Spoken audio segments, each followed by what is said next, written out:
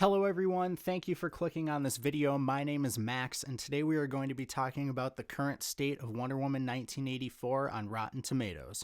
Alright, so since Wonder Woman 1984 has come out, we've seen a lot of fluctuation when it comes to the ratings. On most sites though, it tends to stick around the 60%, as low as 5 out of 10 to as high as 7 out of 10.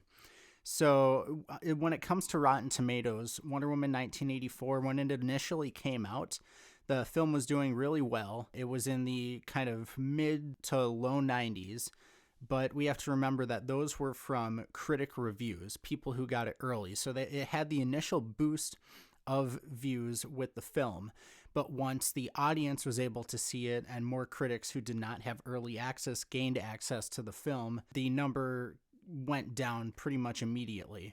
So we saw it go from, around 91% to 80% and 70%. Then it went into the 60s and it went from certified fresh to fresh. And as of yesterday, the movie went down to rotten. So what does this say about the film? Obviously, critics and fans alike have had their issues with the movie. I have voiced it here on the channel. Other people have voiced their problems with the movie.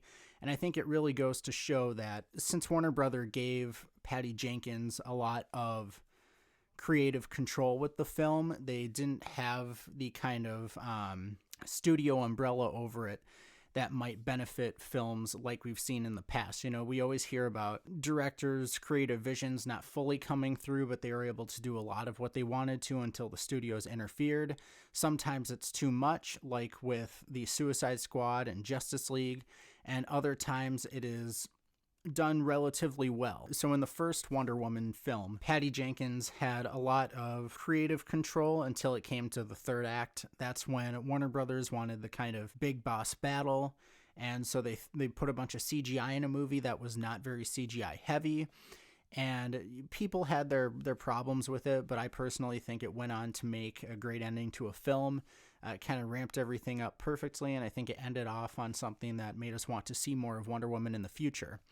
This time around, after the success of that first film, Warner Brothers gave Patty Jenkins less restrictions, and she was pretty much able to do what she wanted to. So after the restrictions are lifted, we get Wonder Woman 1984, a film that is critically and when it comes to the fans, is generally not received well.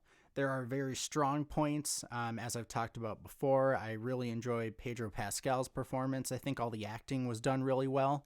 I just think that there were certain points of the story that did not connect and play off of each other as I think the studio and Patty Jenkins had hoped.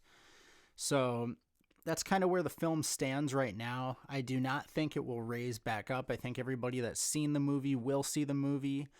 I think that everybody who's seen the movie has seen the movie. There may be a few, people who rewatch it. Like I saw someone on Twitter the other day say they're on their 5th viewing of the film, and that's great for those people. But I think as far as, what we'll see in terms of number growth for HBO Max, I think that kind of time is done so they can analyze it and see if the film was a success when it comes to the numbers that it brought to HBO Max, along with the theatrical release, because I think it is in the upper 100 million as far as the film box office. Of course, we're in a pandemic, so it's not going to be, super high. But, once they kind of balance everything out, I think they'll be able to look at the numbers and confirm whether Wonder Woman 1984 was a success or a failure. Something else to think about is also how many subscribers stayed with HBO Max.